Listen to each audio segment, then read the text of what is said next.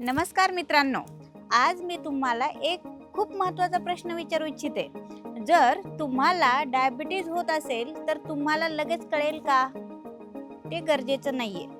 Diabetes अनेकदा हळूहळू शरीरात वाढत जातो.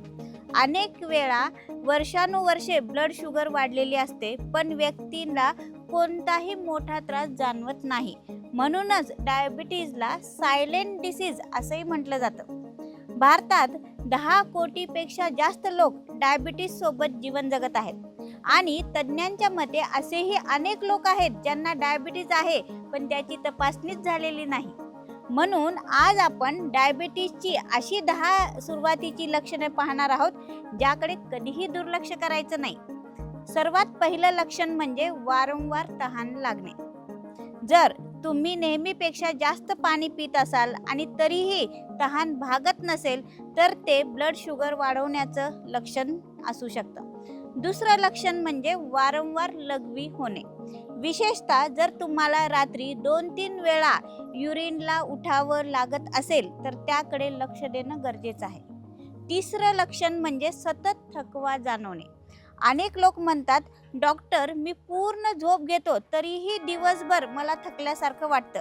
हे डायबिटीजचं एक सामान्य आणि सुरुवातीचं लक्षण असू शकतं. चौथं लक्षण म्हणजे कोणतंही कारण नसताना वजन कमी होणे. जर तुम्ही डायटिंग किंवा एक्सरसाइज करत नसाल आणि तरीही हळूहळू तुमचं वजन कमी होत असेल तर ब्लड शुगरची तपासणी नक्की करून घ्या. पाचवं लक्षण म्हणजे वारंवार भूक लागणे. काही लोक पोटभर जेवतात पण थोड्याच वेळात पुन्हा भूक लागते. हे देखील डायबिटीजचं लक्षण असू शकतं. सहावं लक्षण म्हणजे धूसर दिसणे, ब्लड विजन. जर अचानक नजर धूसर वाटू लागली किंवा वाचताना अडचण येऊ लागली तर ब्लड शुगर तपासणं फार आवश्यक आहे. सातवं लक्षण म्हणजे जखम किंवा घाव हळूहळू भरून येणं. जर अगदी छोट्या जखमेलाही बरी व्हायला वेळ लागत असेल तर त्यामागे डायबिटीज असू शकतो. आठवं लक्षण म्हणजे वारंवार इन्फेक्शन होणं. उदाहरणार्थ स्किन इन्फेक्शन, युरिन इन्फेक्शन किंवा वारंवार खाज किंवा जळजळ होणं. ब्लड शुगर जास्त असल्यास शरीरात इन्फेक्शन विरुद्ध लढण्याची क्षमता कमी होऊ शकते. नववं लक्षण म्हणजे हात पायामध्ये झिंझिण्या येणं किंवा सुई टोचल्यासारखं वाटणं. अनेक लोक हे सामान्य समजून दुर्लक्ष करतात, पण डायबिटीजमुळे नर्व्हजवर होणाऱ्या परिणामाचं हे सुरुवातीचं लक्षण असू शकतं. 10वं लक्षण म्हणजे मानेभोवती किंवा काखेजवळ त्वचा काळी पडणं. अनेक लोक हे फक्त उन्हामुळे किंवा त्वचेच्या रंगामुळे आहे असं समजतात, पण हे वाढलेल्या ब्लड शुगरचं आणि भविष्यात डायबिटीज होण्याचं वॉर्निंग साईन असू शकतं. मित्रांनो, एक गोष्ट नेहमी लक्षात ठेवा, यापैकी 1 किंवा 2 लक्षणं असणं म्हणजे नेहमी डायबिटीज असतोच असं नाही. पण जर यापैकी अनेक लक्षणं एकाच वेळी दिसत असतील किंवा तुमच्या कुटुंबात डायबिटीजचा इतिहास असेल तर किंवा ब्लड शुगरची तपासणी नक्की करून घ्या.